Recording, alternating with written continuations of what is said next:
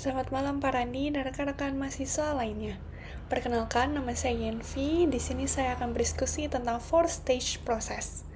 Dalam manajemen risiko proyek, terdapat 4 tahap utama yang berperan penting dalam menjaga keberlangsungan proyek agar berhasil sesuai dengan ruang lingkup, jadwal, dan anggaran yang telah ditetapkan.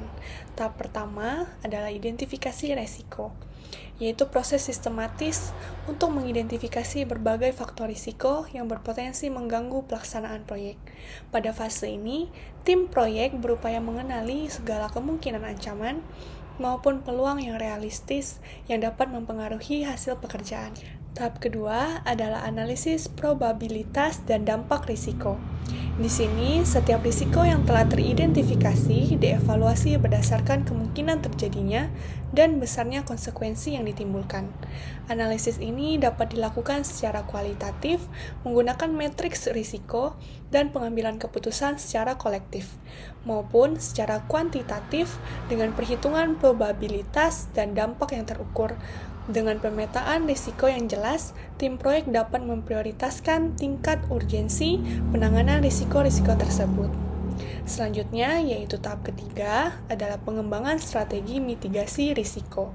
Berdasarkan hasil analisis, tim merancang tindakan-tindakan yang bertujuan untuk mengurangi kemungkinan terjadinya risiko atau meminimalkan dampaknya apabila risiko tersebut benar-benar terjadi.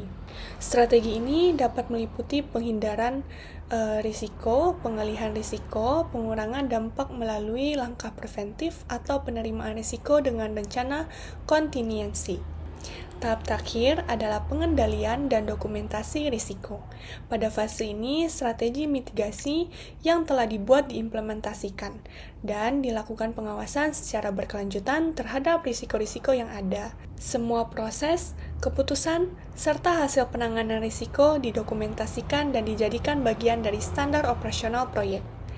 Pendokumentasian ini memastikan bahwa penanganan risiko dilakukan secara konsisten dan dapat menjadi referensi untuk proyek-proyek berikutnya.